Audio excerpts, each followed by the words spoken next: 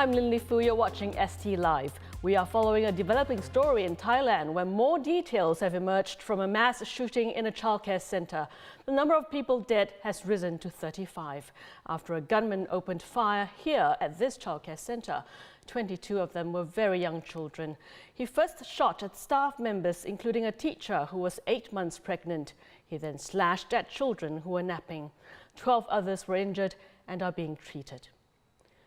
The incident happened in the town of Utesawa in the northeastern province of Nong Bua Lampu. The perpetrator has been identified as a former police corporal, Panya Kamrap, who was discharged from the service last year for drug-related reasons. Now let's get an update from the Straits Times' Thailand correspondent, Tan Tam Mei. Tam Mei, what's the latest you can tell us about the incident? Hi, so what we know is that he actually went into the childcare armed with guns and a knife.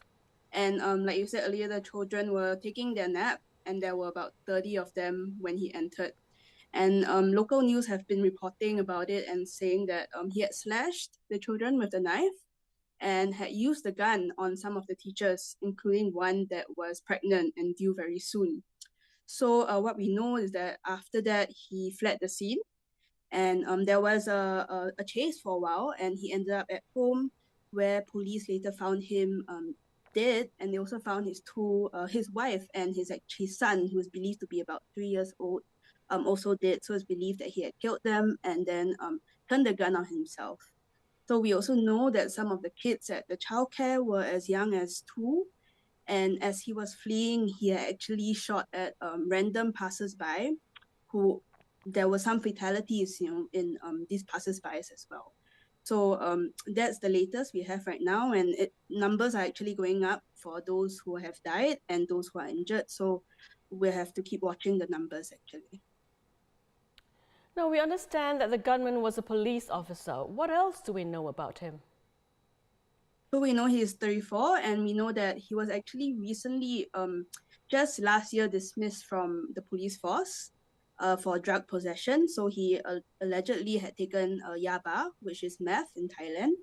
And the irony is that he had worked at the police force near the childcare center. And one of the local media was reporting that he had actually been in court just before the incident for a drug charge and had gone to the childcare after that with the intention to pick his son up.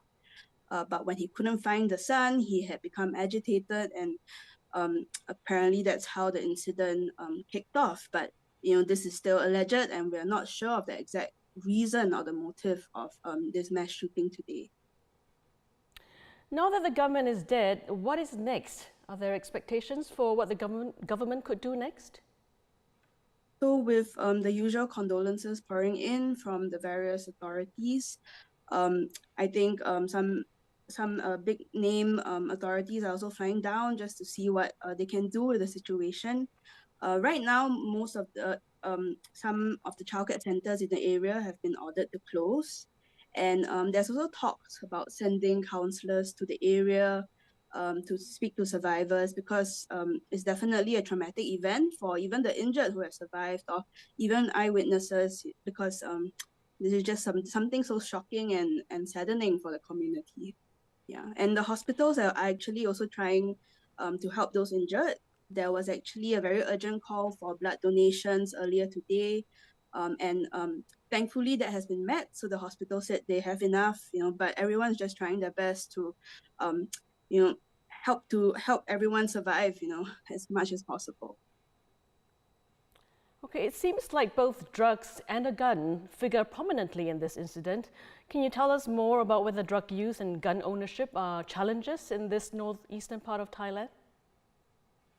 Definitely, actually, drug use is quite a problem in the area, in the region, because especially yaba, which is meth, is really a drug of choice because it's become very cheap and it's been flooding the drug market in the region. And in this area, which we all know is the infamous Golden Triangle, we've been seeing supplies of drugs coming in, and that's what's been driving the street prices down and making it really cheap and easily available for whoever wants to use it. And as for gun ownership, actually guns are allowed to be owned in Thailand, but with a license. So gun laws are actually quite strict here. But what is has been prevalent over the past few years is that gun ownership of illegal firearms is quite high here. So people who have unregistered firearms that they bring in from around the region, or even homemade ammunition, things like that have become quite common. And that is issue that government has been trying to stem out, especially with mass shootings like that. I think it reminds people, of the need to really tackle these two issues. But I think we also have to wait and see, what happens in the next few hours, even, what we uncover, what authorities see as becoming the motive of this incident today.